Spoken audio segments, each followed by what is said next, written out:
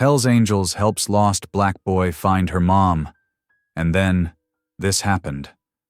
A group of Hell's Angels bikers stop at a dusty roadside diner when a lost little black boy walks in, barefoot, clutching a torn teddy bear, whispering, "Mama's gone."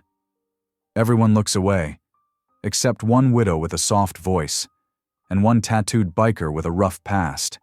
They promise to help him find his mother. But what starts as an act of kindness turns into something no one could have imagined. Because when they finally find her, federal agents storm in.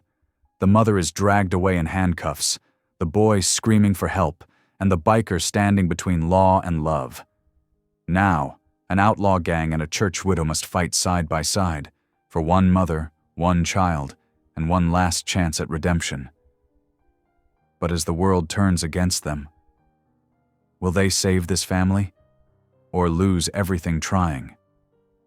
Drop a comment below and share which part of the world you're tuning in from today. If you enjoy stories like this, don't forget to subscribe for more. The steady patter of rain drummed against the metal roof of Bobby's Highway Diner, creating a soothing rhythm that mixed with the soft clinks of coffee cups and hushed conversations. Nora Bennett stood behind the worn counter, her gentle hands working methodically as she wiped down the surface for the 100th time that morning. The diner's fluorescent lights cast a warm glow against the gray world outside, making the chrome fixtures gleam despite the dreary weather. A weather-beaten trucker at the counter lifted his mug. "Little more coffee, Nora?" "Of course, Earl." She smiled, reaching for the pot that had become as familiar as an old friend during her volunteer shifts. The radio hummed quietly in the background, playing old country songs between static-filled weather reports. Thunder rolled across the sky, making the windows rattle slightly. The sound reminded Nora of the drums in her late husband's church, and for a moment, her heart ached with the memory. 5 years had passed, but some mornings the grief still felt fresh. The bell above the door chimed softly, pulling her from her thoughts. A small figure slipped through the opening, and Nora's heart caught in her throat. A little black boy, no more than 6 years old, stood dripping on the worn linoleum floor. His feet were bare, covered in mud, and his clothes hung heavy with rain. In his arms, he clutched a teddy bear that had seen better days, its stuffing showing through a tear in its side. The child's eyes darted around the diner, wide with fear and something else, a desperate kind of hope that made Nora's maternal instincts surge forward. His lower lip trembled as he whispered words that seemed to echo in the suddenly quiet diner. "Mama's gone."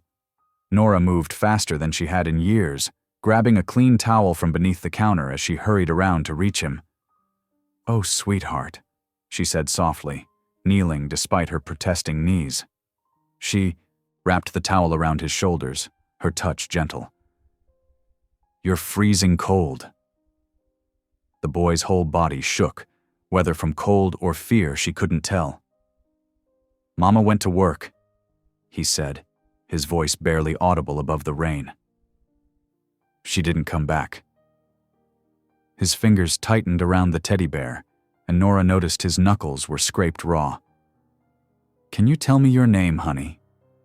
Nora kept her voice soft and steady, though her heart was racing. What kind of circumstances would lead a child this young to wander alone in such weather? "Malik," he stuttered, water dripping from his close-cropped hair onto his face. Nora used a corner of the towel to dab it away. She was about to ask another question when a new sound cut through the rainfall, the distinctive rumble of multiple motorcycles, growing louder as they approached. The other customers shifted uneasily in their seats. Everyone knew what that sound meant, especially this close to the highway. The motorcycles pulled into the parking lot, their engines cutting off one by one. Through the rain-streaked windows, Nora could make out the unmistakable leather jackets bearing the HELLS Angels insignia. Her throat tightened, but she stayed where she was, one arm protectively around Malik's shoulders. The door swung open with more force this time, and a massive figure filled the doorway. Rocco Chains. DeLuca stepped inside, water rolling off his leather jacket. Even if Nora hadn't known who he was, everything about him commanded attention, from the tattoos that crept up his neck to the way other customers suddenly found their coffee cups fascinating. The diner fell silent except for the rain and distant thunder. Rocco's eyes swept the room in a practiced gesture, taking in every detail until they landed on Nora and Malik. Something flickered across his weathered face. Surprise, perhaps, or recognition of something that struck deeper. What happened next seemed to unfold in slow motion. Malik, still trembling, suddenly darted from under Nora's arm. But instead of running away from the intimidating biker, he ran toward him, ducking behind Rocco's legs as if seeking shelter there. The sight was almost surreal. The tiny boy in his soaked clothes, clutching his ragged teddy bear, using the feared biker leader as a shield. Rocco looked down at Malik, then back at the room full of staring faces, his expression unreadable. Earl's coffee cup hit his saucer with a sharp clink that seemed to echo in the silence. Nobody moved. Nobody spoke. The unlikely tableau of the fearsome biker and the vulnerable child held everyone transfixed, as if they were witnessing something both impossible and profound. Nora found herself holding her breath, her empty hands still raised where Malik had slipped away from her. In that moment, watching Rocco's face as he looked down at the boy hiding behind him, she saw something that challenged everything she thought she knew about the man.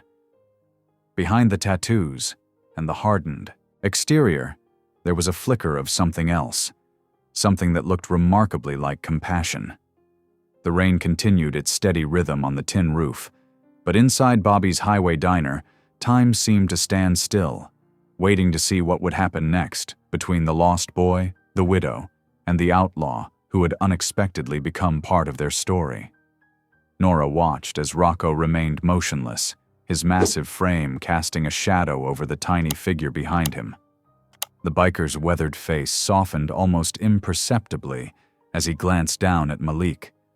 With movements that seemed surprisingly gentle for such a large man, he slowly lowered himself to one knee, bringing himself to the boy's eye level. Nora took a tentative step forward, her sensible shoes squeaking against the diner's linoleum floor. Her heart thundered in her chest, torn between her instinct to protect the child and the unexpected tenderness she witnessed in Rocco's demeanor. "Hey there, little man," Rocco said, his gravelly voice barely above a whisper. "Nobody's gonna hurt you here." Malik peeked around Rocco's leather-clad arm, still clutching his teddy bear like a lifeline. His eyes darted between Nora and Rocco before he spoke in a trembling voice. "Mama said..." He swallowed hard. "Mama said never talk to police." Nora's breath caught in her throat. The implications of those words hung heavy in the air, mixing with the scent of coffee and rain. She smoothed her cardigan, a nervous habit from her years as a pastor's wife, and spoke up. "We should contact Child Services. They can help." "No." Rocco's response was immediate, though his tone remained surprisingly gentle. He turned to face her, his eyes hard but not unkind. "You call them. He disappears in the system. Trust me. I've seen it happen." The diner had grown so quiet that Nora could hear the coffee maker gurgling in the kitchen. The other customers seemed frozen in place, watching the scene unfold like a strange play. "We can't just..." Nora began, but faltered. She knew Rocco was right. She'd heard enough stories during her volunteer work at the church. Her late husband would have known exactly what to do, but he wasn't here anymore. After what felt like an eternity, Rocco spoke again. "We take him to the station ourselves. File a welfare report." He looked directly at Nora. "That way we know he's being looked after proper." Nora considered this compromise, studying the man before her. His tattoos told stories of a hard life, but there was something in his eyes, a flash of pain, perhaps, or understanding, that made her nod slowly. I'll drive my car, she said, surprising herself with the firmness in her voice. My Buick's parked out back.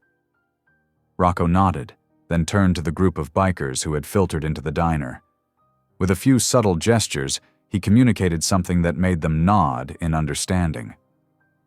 The rain had settled into a gentle drizzle as they made their way outside. Nora led Malik to her faded blue Buick, helping him into the back seat. The teddy bear remained firmly in his grip as she buckled him in. The rumble of motorcycles filled the air as Rocco and his crew started their bikes. They fell into formation behind her car like an honor guard, an unusual escort for a widow and a lost child. At the police station, fluorescent lights cast harsh shadows across tired faces. The desk sergeant looked up with mild interest as their unlikely group entered, Nora leading the way with Malik's hand in hers, Rocco's imposing presence behind them, and two of his men flanking the door. No missing person report, the officer said after checking the computer. His eyes lingered on Malik, then shifted uncomfortably to Rocco. Nothing matching his description. Malik's grip on Nora's hand tightened as he whispered, Mama cleans the motels. She uses different names sometimes. The officer's expression changed subtly. Tiana Brown, Malik added in a small voice. Listen. The officer leaned forward, lowering his voice. If she's undocumented, there's not much we can do. My advice? Don't get involved. It'll only bring trouble. Nora felt anger rising in her chest, the kind of righteous indignation her husband used to speak about from the pulpit. But before she could respond, they heard a small sob. Malik had started to cry, silent tears rolling down his cheeks. The teddy bear hung limply at his side, looking as lost as its owner. In one fluid motion, Rocco crouched down beside the boy. His voice, when he spoke, was barely audible to anyone but Malik and Nora. Then we'll find her ourselves. The fluorescent lights buzzed overhead as dusk gathered outside the station windows. Nora looked between the crying child and the tattooed man making this extraordinary promise. In that moment, she realized something that both frightened and exhilarated her. This outlaw biker might have more faith in action than she'd had since losing her husband. She reached down and took Malik's other hand, completing their unlikely circle. Yes, she said softly. We will. The morning sun painted Bobby's highway diner in shades of amber and gold, a stark contrast to yesterday's gloomy rain. Nora arrived early, carrying a paper bag filled with fresh clothes for Malik that she'd gathered from the church's donation box. The night before, she'd barely slept, her mind racing with worry about the little boy who now slept on a cot in the diner's back room. She found Malik already awake, sitting cross-legged on the cot with his teddy bear propped against the wall. His eyes lit up when she entered. "Good morning, sweetheart," Nora said, setting down a plate of warm pancakes shaped like Mickey Mouse. "I thought you might be hungry." Malik's small fingers reached for the fork. "Thank you, Miss Lady Pastor," he said softly, the nickname making Nora's heart squeeze with unexpected tenderness. The diner's bell chimed, and the familiar rumble of motorcycles filled the parking lot. Rocco entered first, his imposing frame blocking the morning light. Behind him came 3 other men, his crew, each one looking as rough as their leader, but carrying themselves with surprising grace. "Morning, ma'am," the largest of them said, removing his leather vest. His beard was streaked with gray, and despite his intimidating size, his eyes crinkled kindly at the corners. "Name's Bear." A leaner man with wire-rimmed glasses nodded. "They call me Doc," he said quietly, his voice carrying the practiced calm of someone used to handling emergencies. The youngest, barely out of his 20s, gave a quick wave. "Lil Eddie," he introduced himself, already pulling out his phone. "Got the social media angle covered if we need it." Rocco spread a worn map across the counter, weighted down by salt shakers. "Got the list from Malik's paper," he said, pointing to several circled locations. These are all the motels where his mama worked. Nora studied the crumpled slip of paper Malik had been carrying, covered in hastily scrawled addresses. Her heart ached thinking of Tiana writing these down for her son, just in case. They split into two groups, Nora driving her Buick with Malik and Doc, while Rocco led Bear and Lil Eddie on their bikes. The morning stretched into afternoon as they checked motel after motel, each one a dead end. At their third stop, Bear knelt beside Malik in the parking lot. The little boy solemnly handed him a candy wrapper he'd found. "For luck," he explained seriously. Bear tucked it into his vest pocket like it was made of gold. "Thanks, little man," Bear said gruffly, his voice thick with emotion. "That's mighty kind of you." The sun was beginning to dip when Rocco suggested they take a break. They'd been at it for hours, and fatigue showed on everyone's faces. "No," Nora said firmly, surprising herself with her conviction. "We keep going." She felt the weight of responsibility pressing down on her shoulders. Tiana's out there somewhere, probably terrified for her son. We can't stop now. Rocco studied her for a long moment, then nodded. "All right, sister. One more stop." The Sunset Valley Motel sat on the city's outskirts, its neon sign flickering weakly against the darkening sky. The paint was peeling, and several windows were boarded up, but something about it made Nora's skin prickle with anticipation. "I'll keep Malik occupied," she said, pulling some coloring books and crayons from her bag, another church donation she'd grabbed that morning. They settled in the shabby lobby while Rocco approached the front desk. Malik bent over his coloring page, carefully filling in a cartoon elephant with purple crayon. Nora watched him, marveling at how children could find moments of peace even in chaos. From the corner of her eye, she saw Rocco speaking quietly with the clerk, his body language intense but controlled. After what seemed like hours, Rocco returned to their group, his expression carefully neutral. "Room 4, he said softly. "2 nights ago, woman named Tiana stayed here." Hope bloomed in Nora's chest, but before she could respond, she felt Malik go rigid beside her. His crayon clattered to the floor as he pointed through the lobby's grimy window. Across the parking lot, 2 plain white vans sat idling in the growing darkness. Nothing about them seemed remarkable, but Malik's face had drained of color. "Those men," he whispered, his voice trembling. "Those men took Mama."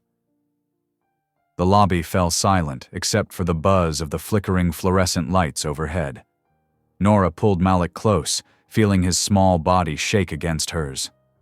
She looked at Rocco, whose jaw had tightened, his eyes fixed on the vans like a predator sizing up its prey. Doc adjusted his glasses, studying the vehicles with clinical precision. Bear's hand instinctively moved to Malik's shoulder, protective. Lil Eddie's fingers flew across his phone, presumably documenting everything. The weight of what they'd stumbled upon settled over them all like a heavy blanket. In the dying light of day, those ordinary white vans suddenly seemed ominous, harboring secrets that made Nora's heart race with both fear and determination. The night air crackled with tension as Rocco sprinted across the motel's cracked parking lot. His heavy boots pounded against the asphalt, each step driven by desperate urgency. Behind him, Nora clutched Malik's hand, her heart hammering against her ribs. 2 Immigration and Customs Enforcement agents in dark uniforms approached Room 4, their badges gleaming under the sickly yellow security lights. One raised his fist to knock. "Wait!" Rocco called out, but his voice was drowned by the sharp rap of knuckles against the metal door. For a moment, silence hung heavy in the humid air. Then, the door creaked open slowly, revealing a woman who looked like she carried the weight of the world on her shoulders. Tiana Brown stood in the doorway, her work uniform wrinkled, dark circles under her eyes speaking of sleepless nights.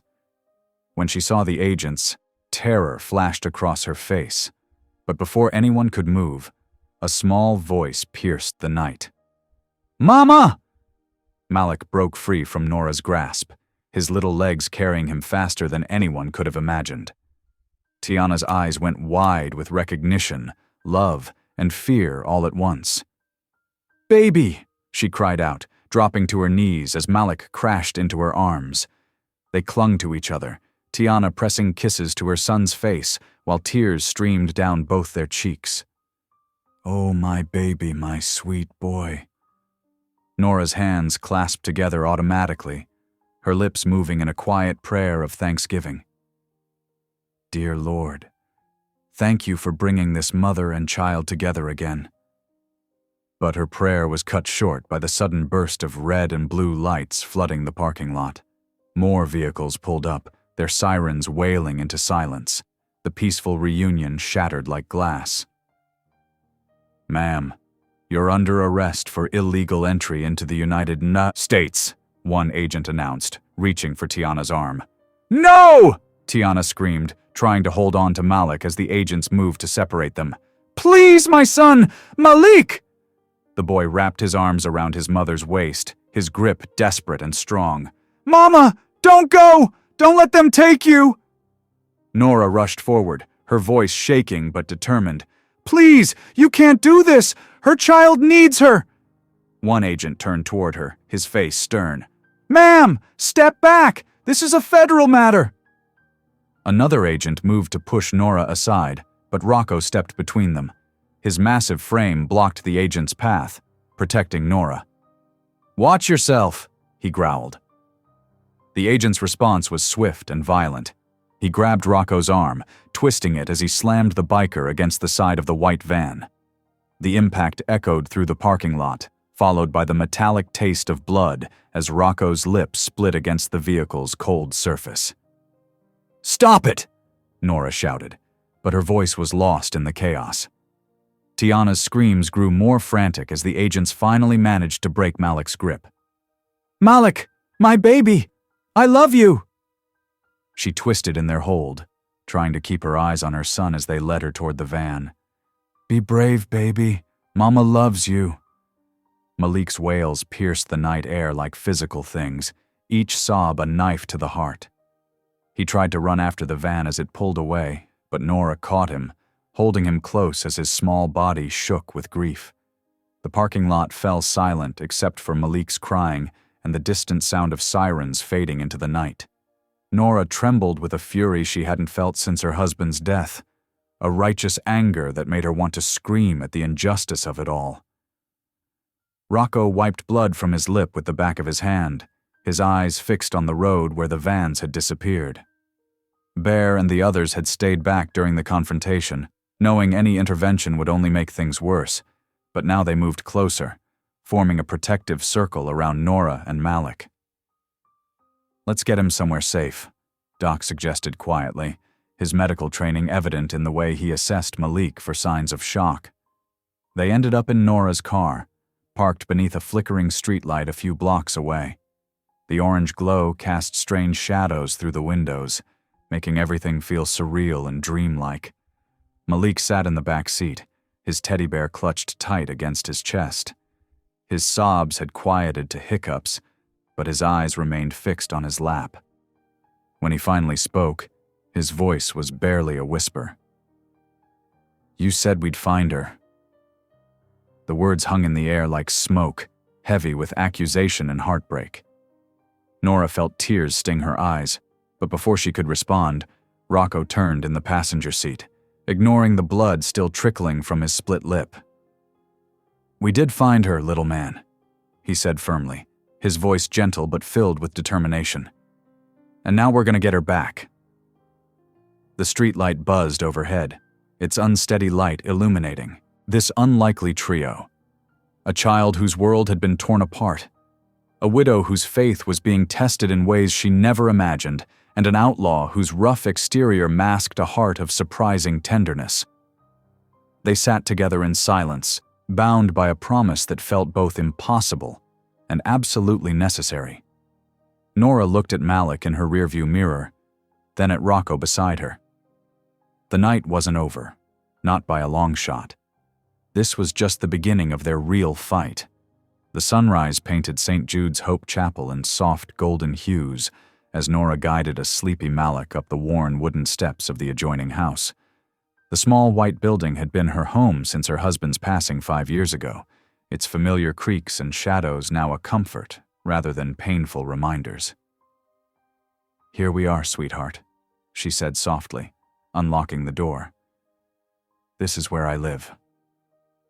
Malik stepped inside, his eyes wide as he took in the cozy living room with its old quilts and well-loved furniture. Family photos lined the walls, memories of happier times with her late husband, Richard, their smiling faces frozen in time. "Are you hungry?" Nora asked, leading him to the kitchen. When he nodded, she pulled out a pot and started making oatmeal. "Let's get some warm food in your belly." While the oatmeal simmered, she disappeared upstairs and returned with a pair of blue flannel pajamas. "These were my husband's spare pair," she explained, holding them up. "They'll be big on you, but we can roll up the sleeves and legs." Malik touched the soft fabric carefully. "They're warm," he whispered. The rumble of a motorcycle outside made Nora tense, but she relaxed when she recognized Rocco's familiar knock. Opening the door, she found him laden with shopping bags. "Thought the kid might need some things," he said gruffly, stepping inside. He pulled out coloring books, boxes of juice, and, most touching of all, Malik's teddy bear, now carefully sewn back together. Malik's eyes lit up at the sight of his bear. "You fixed him."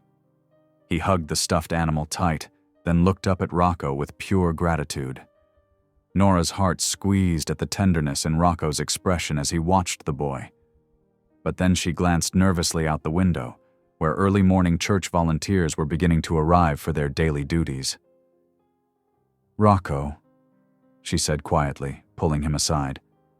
"I'm so grateful for everything, but the congregation wouldn't understand. They see the tattoos, the leather, the criminal record?" He finished with a wry smile. "Don't worry, Miss Bennett. I know how it looks." She touched his arm gently. "It's not right, but it's how things are. We need to be careful, for Malik's sake." Rocco nodded, understanding in his eyes. "I get it, but we're gonna need help to get his mama back." "I'm already on that," Nora assured him.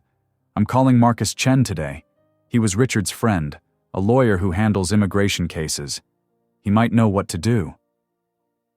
After Rocco left, Nora sat with Malik at the kitchen table, watching him eat his oatmeal and color in his new books. Her hand shook slightly as she dialed Marcus's number. "Marcus, it's Nora Bennett." "Yes, Richard's widow. I need your help with something urgent." Across town, Rocco pulled into the HELLS Angels compound, a sprawling collection of workshops and living quarters surrounded by chain-link fence. The familiar smell of motor oil and leather greeted him as he parked his bike. Bear emerged from the garage, wiping his hands on a rag. "Called everyone together like you asked, boss." The meeting room was actually an old barn, converted years ago for club business. Wooden chairs scraped against concrete as 24 bikers settled in, their faces curious and slightly wary. Rocco stood at the front, his presence commanding attention. "Brothers," he began. "We're doing something different. Something right." A murmur rippled through the crowd. One voice called out, "This about that kid and his mama?" "Yeah," Rocco confirmed. "Immigration's got her. System's gonna try to separate them permanent-like. We're gonna make sure that doesn't happen." The grumbling started immediately. "Since when do we mess with feds?" someone asked. "Ain't our fight," another added. Rocco's voice cut through the dissent. "Everything's our fight when it's about family. That boy needs his mama, same as any of us needed ours." Bear stood up, his massive frame drawing all eyes. "Boss is right. We talk big about brotherhood, about standing up for what's right. Time to prove it means something."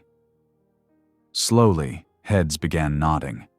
The atmosphere shifted from resistance to determination. Even the hardest faces softened when Rocco described Malik's tears, his desperate grip on his mother. "Might mean trouble," Doc warned, but his tone was thoughtful rather than opposing. "Trouble's what we do best," Rocco replied with a grim smile.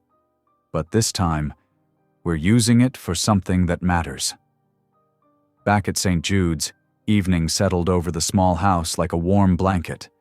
Nora led a yawning Malik up to the spare bedroom, now hastily converted with borrowed children's furniture from the church nursery. "Time for bed, sweetheart," she said, helping him into Richard's old pajamas. The sight of him swimming in the oversized flannel brought tears to her eyes. As she tucked him in, Malik grabbed her hand. "Will Mama be okay?" Nora sat on the edge of the bed, smoothing his hair back. "We're going to do everything we can to bring her home to you. Would you like to say a prayer with me?" When he nodded, she clasped his small hands in hers. "Dear Lord," she began softly, "please watch over Tiana tonight. Keep her safe and strong until we can bring her back to her little boy. And please guide us as we try to help them. In Jesus' name, Amen." "Amen," Malik echoed sleepily, clutching his repaired teddy bear. Miles away, in the neon-lit parking lot of an all-night diner, Rocco sat on his bike, absently running, a cloth over chrome that already gleamed. In his other hand, he held a worn photograph, a young woman with his same dark eyes, smiling at the camera while holding a baby.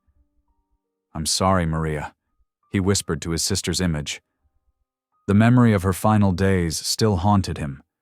Alone, desperate, her child taken by the system while he sat helpless in prison. By the time he got out, she was gone, and his nephew had vanished into foster care. He tucked the photo away carefully, his jaw set with determination. "Not this time," he promised the night air. "This time, we make it right." The neon signs buzzed overhead, casting alternating red and blue shadows across his face, like the lights of the police cars that had taken Tiana away. But this time, the story would have a different ending. This time, a mother would come home to her child. The days stretched into a week, each morning bringing new hope and challenges. The HELLS Angels transformed their usual weekend rides into fundraising events, their leather vests now adorned with bright pins reading, "Angels for Tiana." The rumble of motorcycles became a familiar sound in the church parking lot, drawing curious stares from neighbors. In the church basement, amid folding chairs and coffee urns, Rocco spread out maps on a worn table. "We'll do a loop through 3 counties," he explained to his crew. "Every stop, we tell Tiana's story. Show folks this ain't about politics. It's about keeping a family together." Bear, his massive arms covered in tattoos, held up a box of white t-shirts. "Got the first batch here, boss." The shirts bore a simple design, an angel's wing forming the letter T with the words "Angels for Tiana" beneath it. Local print shop did them at cost when they heard the story. Nora watched from the doorway, her heart torn between pride and worry. The basement that usually hosted potlucks and Bible studies now buzzed with activity as bikers planned routes and counted donations. She jumped when Doc appeared beside her with a cup of coffee. "You look like you could use this," he said kindly. "We really appreciate you letting us use the space, ma'am." "It's what the church is for," she replied softly. "A sanctuary for those doing God's work."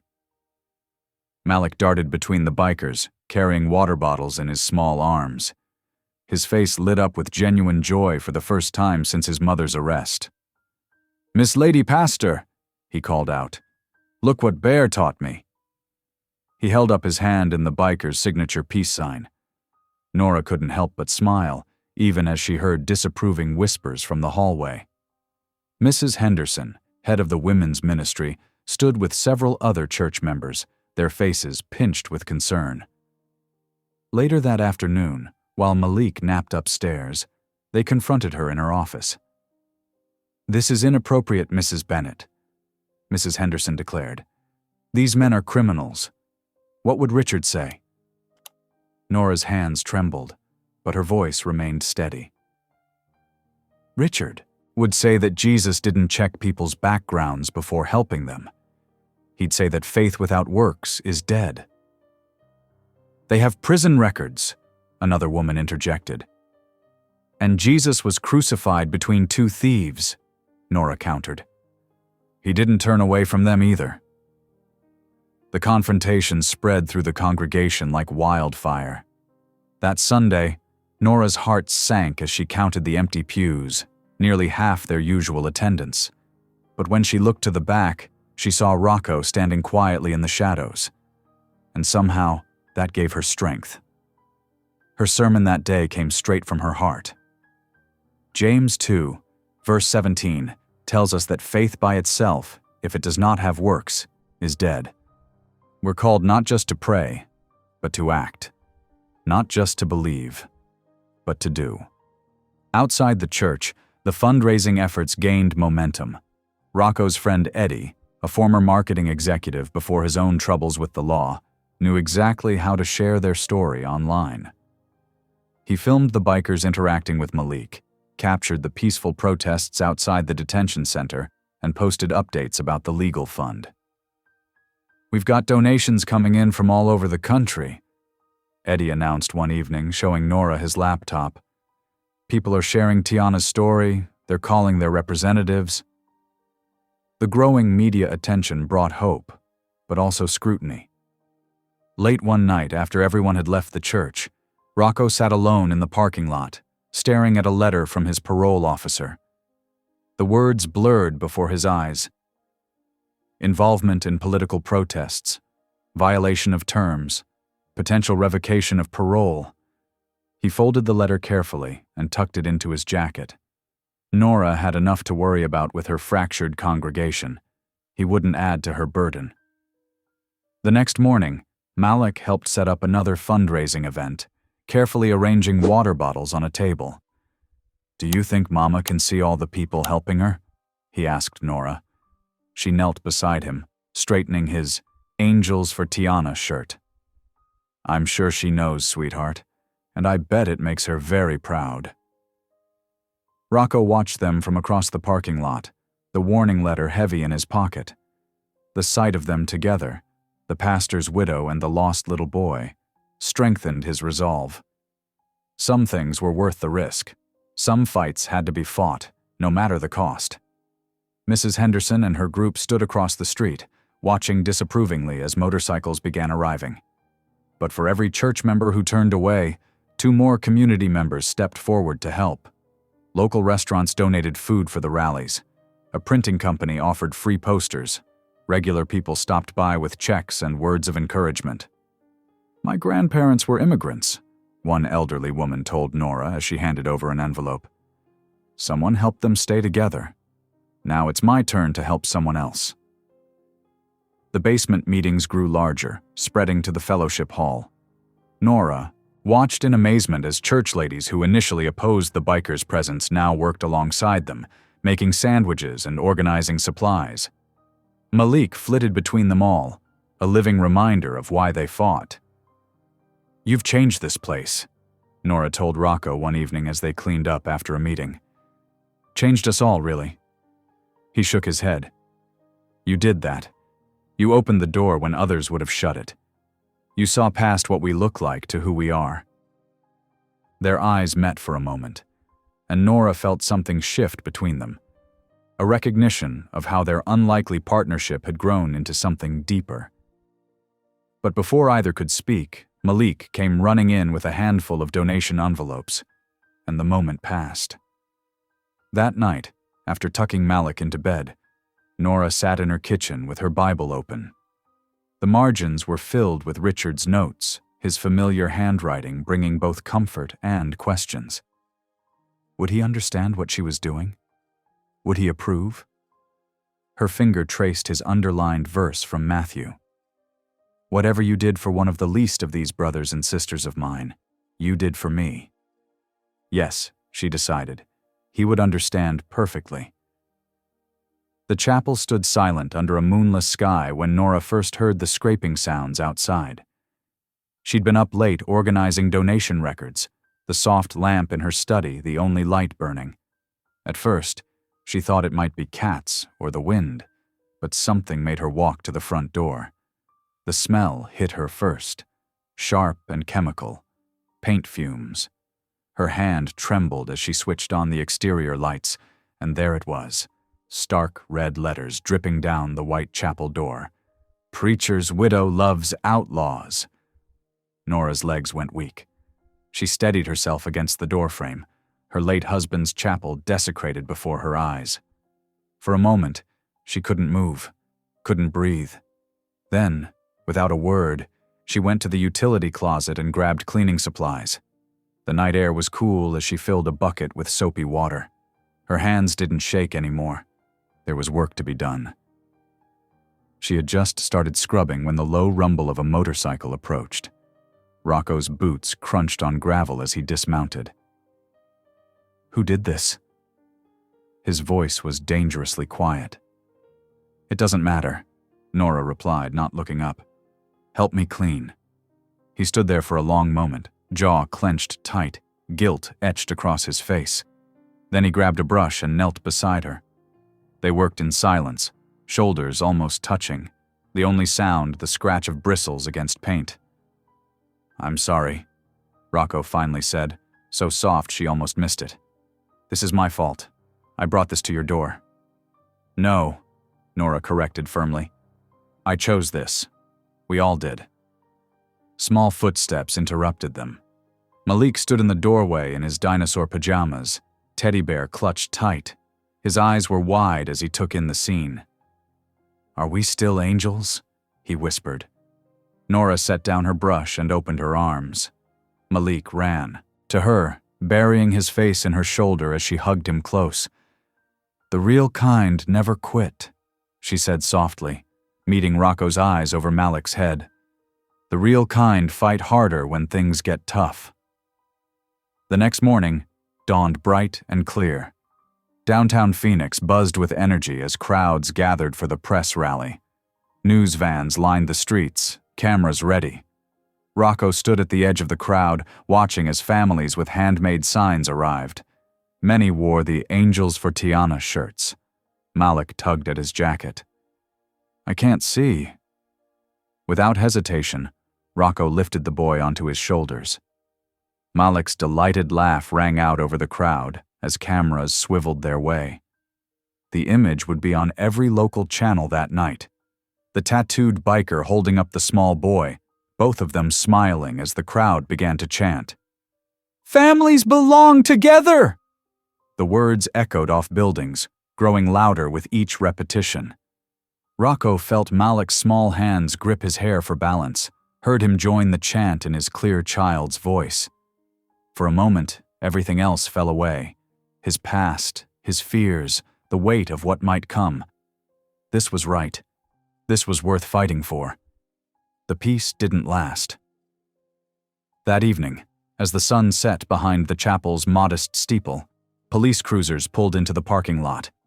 Rocco recognized his parole officer's car immediately. Officer Stevens approached with 2 uniformed cops flanking him. "Mr. DeLuca," he said, "all business. We need to discuss your unauthorized protest activity." Nora appeared in the chapel doorway, her face going pale. Malik peeked out behind her skirt.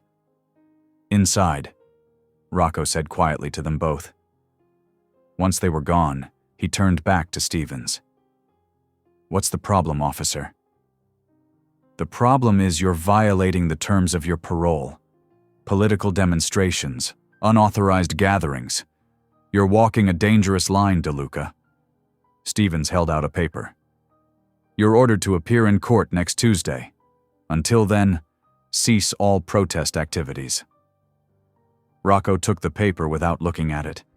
He knew what it said, knew what it meant. After the police left, Nora came back outside. Her hands were twisting together the way they did when she was upset. "You have to stop," she pleaded. "Before you lose everything, your freedom, your future. It's not worth it." Rocco turned to her, his face softened by the fading light. "What's one man's freedom worth if a kid loses his mom?" Their eyes met and held. So much passed between them in that silence: understanding, fear, something deeper neither dared name. In the distance, sirens wailed, a reminder of how fragile their world had become. They stood there as darkness crept in, two unlikely allies brought together by a child's need and their own determination to do what was right, no matter the cost. The painted door behind them was almost clean now, but its message lingered like a shadow. Sometimes love means choosing the harder path, the one that leads through danger, toward hope. The courthouse buzzed with anticipation 2 weeks later on Christmas Eve. People pressed shoulder to shoulder in every available space, leather-clad bikers standing respectfully next to elderly church ladies, veterans in pressed uniforms beside young mothers bouncing babies on their hips. They had all come for one reason: Tiana. Nora sat in the front row, her hands clasped tightly in her lap. Malik fidgeted beside her in his new Christmas sweater, while Rocco stood at the back, his presence like a protective shadow. The HELLS Angels had traded their usual gear for clean shirts and ties, though their tattoos still showed at their collars. "All rise," the bailiff called out. Judge Martinez entered, her face unreadable as she surveyed the packed courtroom. Rosa Alvarez, Tiana's immigration lawyer, presented their case with passionate precision. She detailed Tiana's decade of working and paying taxes under false papers, her clean record, her role as a single mother. But it was when Nora was called to speak that the room grew perfectly still. Nora rose slowly, smoothing her simple black dress. Her voice trembled at first but grew stronger with each word. "Your Honor, I stand before you not just as a pastor's widow, but as someone who has witnessed firsthand the power of mercy. Tiana Brown isn't just a case number. She's a mother who works 3 jobs to give her son a better life. She's the woman who helps elderly guests at the motel carry their bags, even after working 12-hour shifts.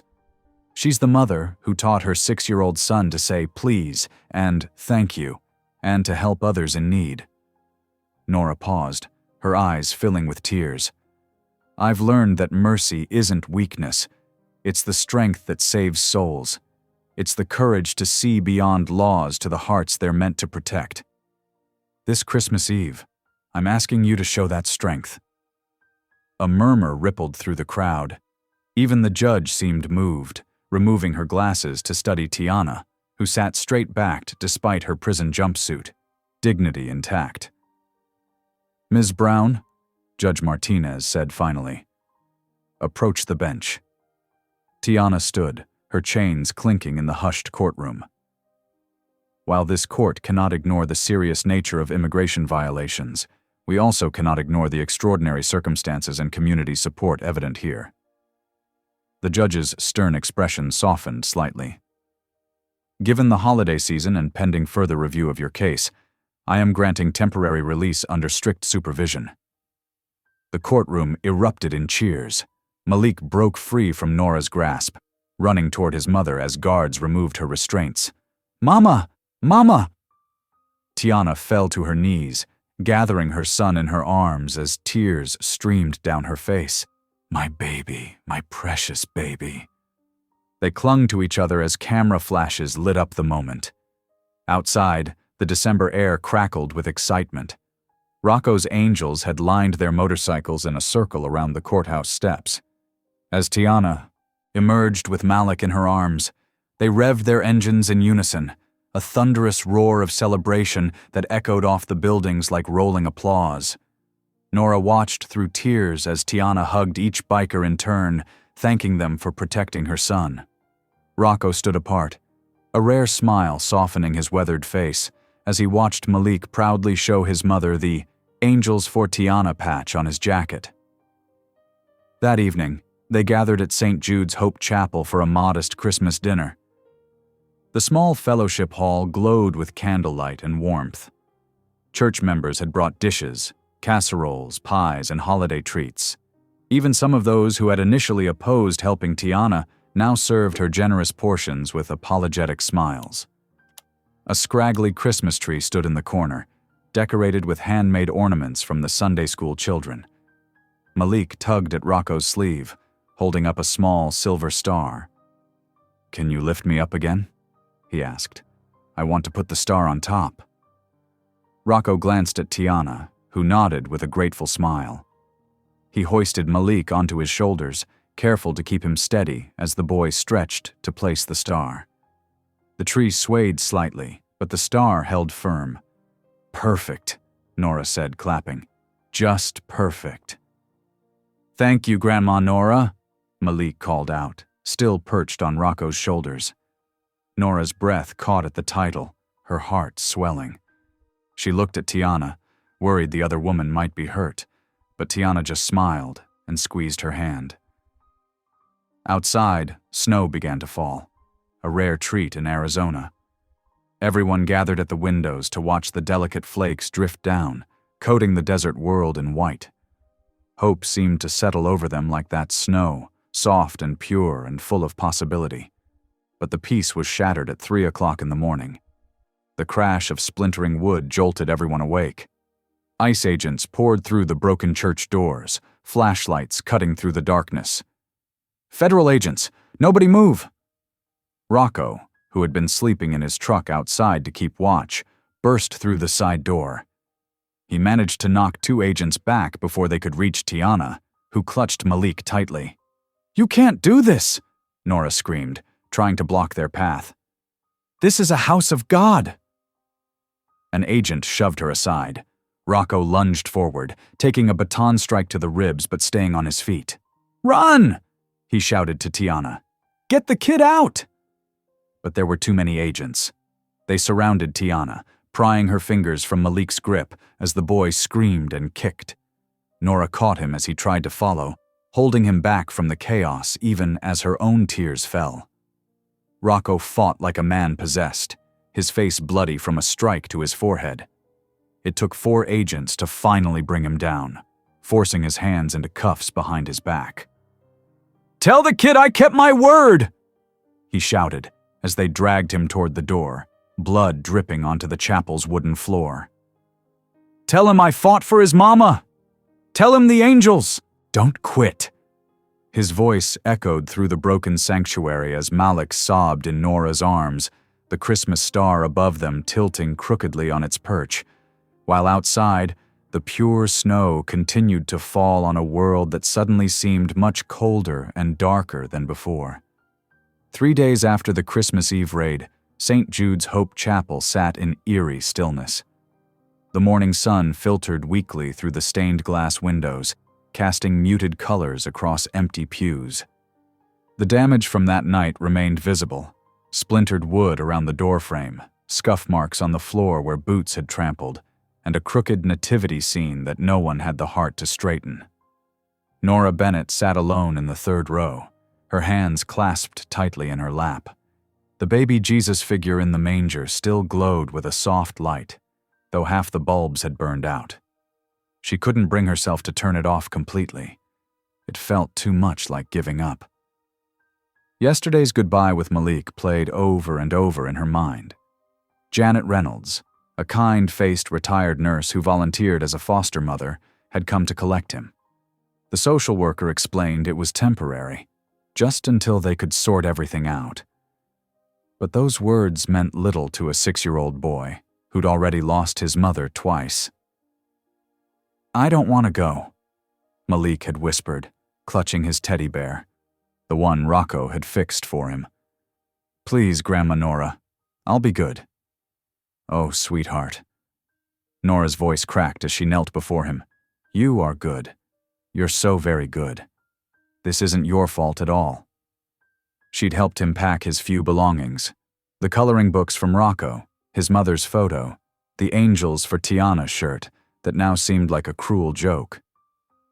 Janet had promised to let him keep his teddy bear in bed, even though foster care rules usually required toys to stay in common areas. "I'll visit you," Nora had promised, and we'll pray for your mama and Rocco every single day." Now, sitting in the hushed chapel, those prayers felt heavy on her tongue. The whispers of her congregation echoed in her ears. Just yesterday, Mrs. Patterson, who'd taught Sunday school for 20 years, had cornered her after morning service. "You brought this on yourself," she'd said, shaking her head. "Harboring illegals, consorting with criminals.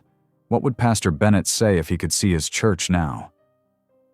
Nora had wanted to argue that Jesus himself had harbored the outcast, that her late husband would have understood. But exhaustion had stolen her words. She simply walked away, leaving Mrs. Patterson clutching her pearls in righteous indignation.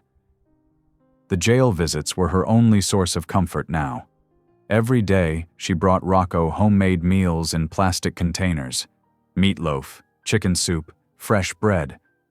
The guards knew her now, nodding as she passed through security. Some even called her Pastor Nora, though she'd never claimed that title. At first, Rocco had been resistant, especially to the scripture. Reading she brought along with the food. He'd sit in sullen silence, his split lip healing slowly, dark bruises fading to yellow around his eyes. But yesterday had been different. She'd been reading from Psalms when he suddenly spoke. "Do you think even I can be forgiven?" His voice was rough, barely above a whisper. The fluorescent lights cast harsh shadows across his face, making the tattoos on his neck stand out starkly. Nora had reached through the visiting window, pressing her hand against the glass. On the other side, his calloused fingers met hers. "You already are," she'd said softly. "You just haven't believed it yet." His eyes had glistened then, though he'd turned away quickly, pretending to cough. When the guard called time, he'd muttered, "Bring James tomorrow, chapter 5, about faith and works." The memory brought a faint smile to Nora's lips now as she sat in the quiet church.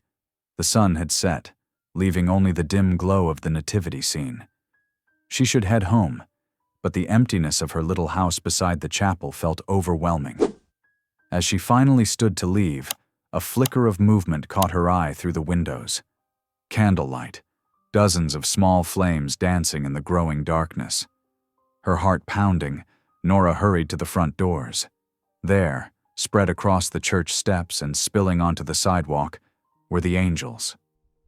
Rocco's entire motorcycle club stood in silent vigil, each holding a lit candle. Their leather jackets gleamed in the firelight. Bear, his massive frame unusually still, held a sign that read, "We ride for Tiana." Others carried similar messages. "Free our brother. Families belong together. Faith without works is dead." Some of the bikers nodded to her. Others kept their eyes forward, as if standing guard. None spoke. The only sound was the soft whisper of winter wind and the occasional passing car. Nora's vision blurred with tears as she counted them. More than 50 people, standing in the cold for a woman they'd never met and a child they'd known for mere weeks. This was faith in action. This was love made visible. A young woman with bright pink hair, Lil Eddie's girlfriend if Nora remembered correctly, stepped forward and pressed a candle into her hands. The flame wavered but held steady, like hope in the darkness. Nora took her place among them. This unlikely congregation of leather and chrome and unwavering loyalty. Together they stood, their silent prayers rising with the candle smoke into the star-filled Arizona night. She thought of Malik in his temporary bed, probably clutching that patched-up teddy bear. Of Tiana in her cell, not knowing where her son was. Of Rocco, finally opening his heart to grace. The path ahead was unclear, but standing here, surrounded by these modern-day disciples, Nora felt something she hadn't experienced since that rainy morning when a small boy walked into her diner. Absolute certainty that she was exactly where God needed her to be. The candles burned on, tiny beacons of defiance against the night, as if to say that even in the darkest times, light finds a way to shine through. And sometimes, Nora realized, that light comes from the most unexpected sources. like angels dressed in leather, keeping vigil on church steps, their faith proven not by words, but by unwavering presence in the face of seeming defeat. The story exploded across Arizona like wildfire. First, it was local news. Shaky phone footage of leather-clad bikers holding candle-lit vigils outside St. Jude's Hope Chapel. Then regional stations picked it up. HELLS Angels defend immigrant mother and child. By week's end, national networks were running the headline that no one could have predicted. Outlaws become angels. Bikers fight for family unity. Bear, now acting as temporary chapter president, coordinated with other HELLS Angels chapters across Arizona. "We're doing this Rocco's way," he announced at their meeting. "Peaceful, respectful, but loud enough they can't ignore us." The burly biker's voice cracked slightly as he outlined their planned route, a 1,000-mile journey crossing every major city in the state. Meanwhile, Nora met with Rosa Alvarez, Tiana's immigration lawyer, in a cramped office downtown. Papers covered every surface, petition signatures mounting by the hundreds. "The public support is unprecedented," Rosa explained, pushing her glasses up. "Your bikers have changed the narrative completely.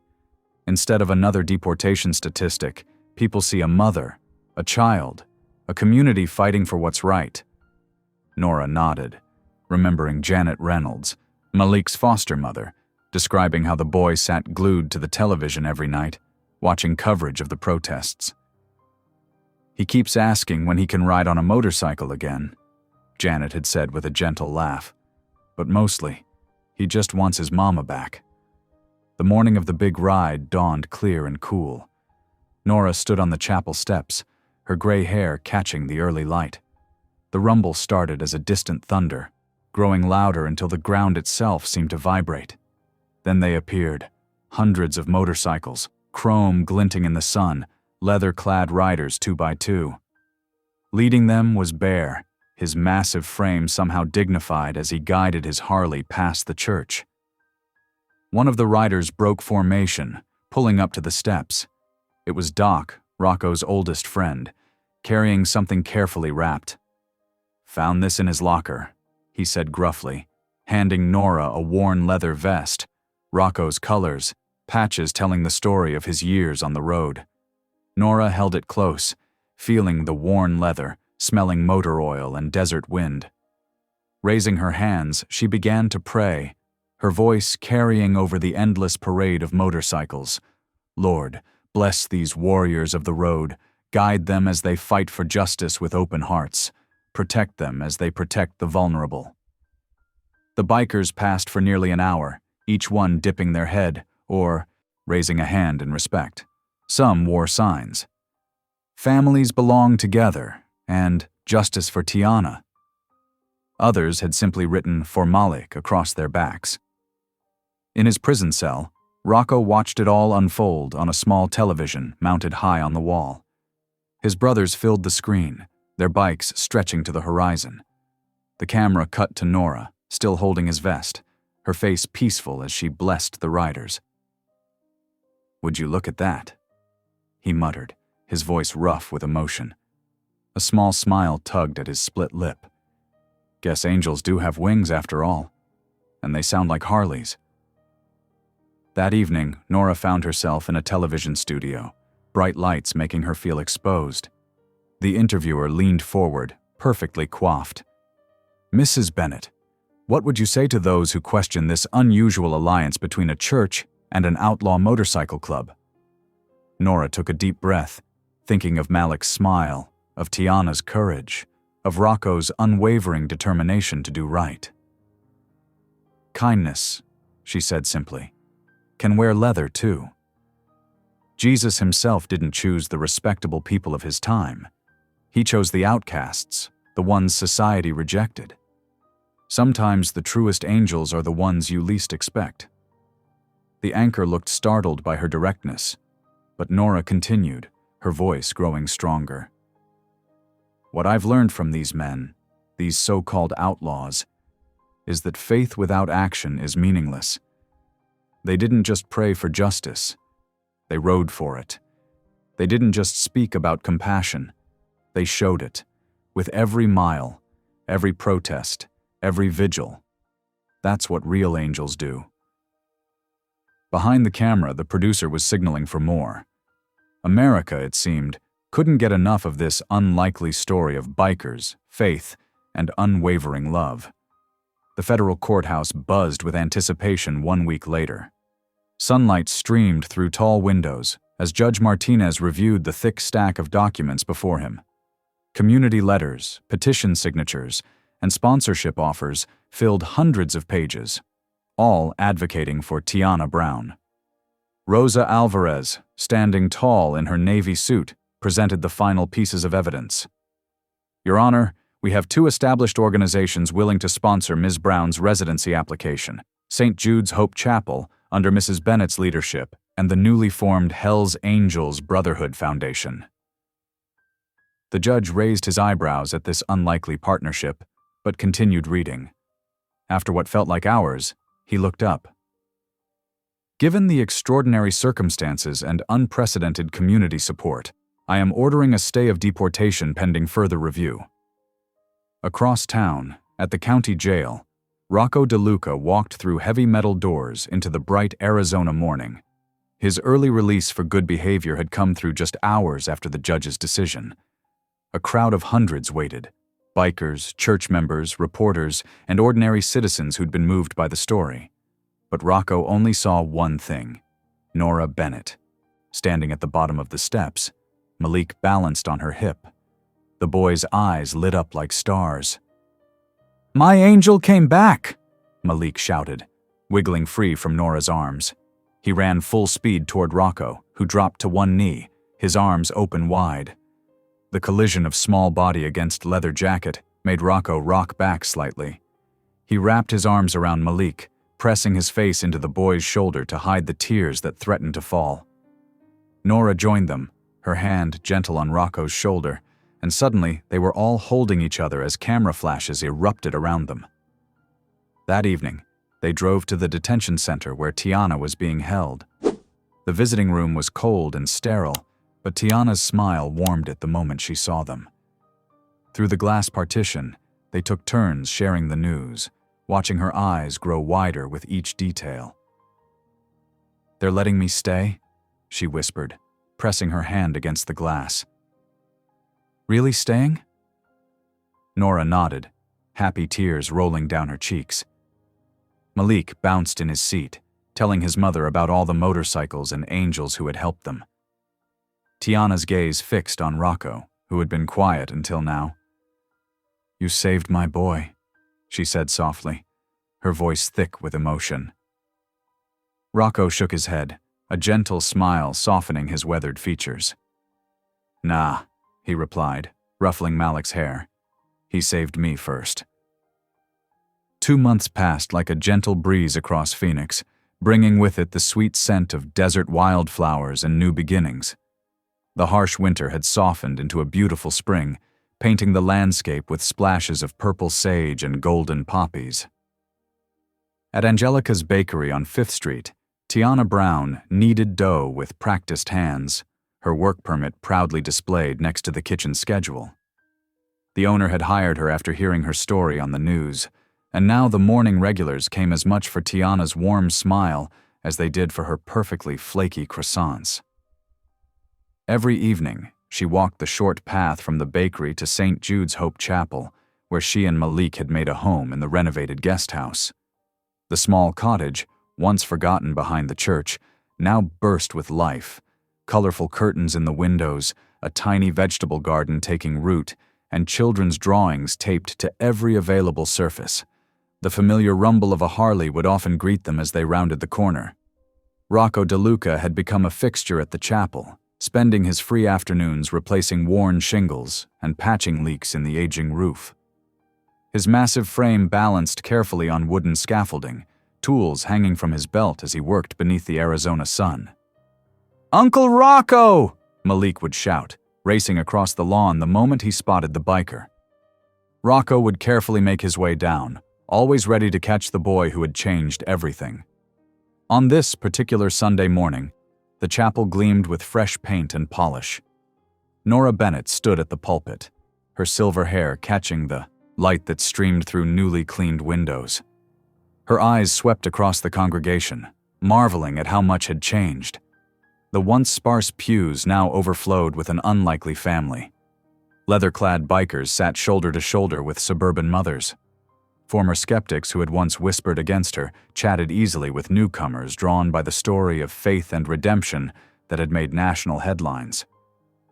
Bear, one of Rocco's oldest friends, helped elderly Mrs. Thompson with her hymnal. Doc's wife had started a Sunday school program that Malik attended with growing enthusiasm. Even Lil Eddie, once the roughest of the crew, now served as an usher, his gentle smile welcoming everyone who stepped through the doors. Halfway through the service, Malik tugged on Rocco's sleeve, clutching something behind his back. Nora paused her sermon, watching with tender amusement as the boy shuffled to the front of the church. "I made something," Malik announced, his voice carrying through the hushed chapel. He pulled out a large handmade card, decorated with careful crayon drawings of motorcycles and angels wearing combat boots. Across the top, in wobbly letters, he had written, "My angel wears boots."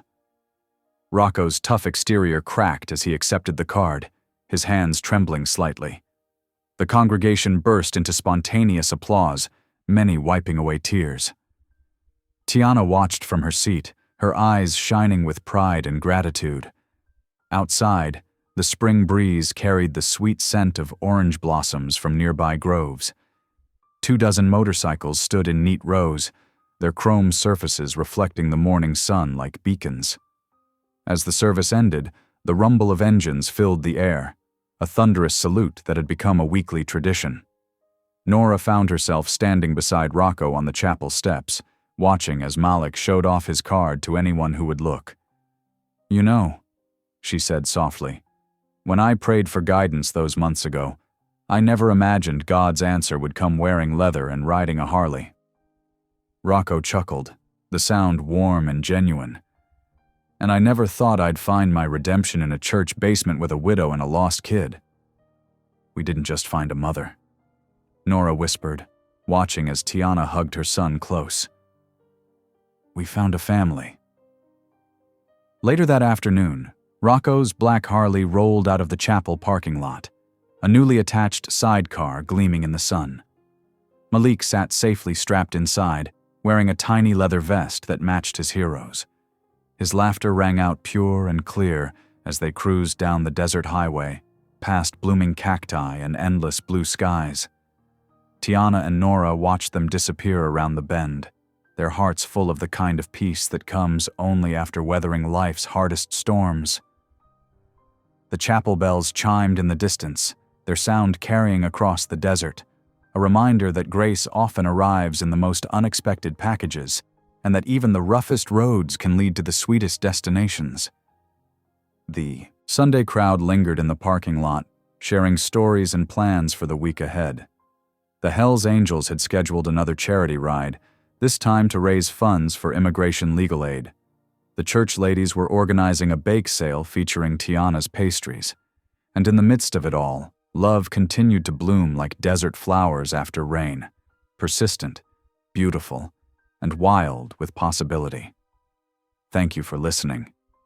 Stories connect us in the most unexpected ways. If you felt that spark today, make sure you're subscribed. I share a new one daily, and the next might change your day.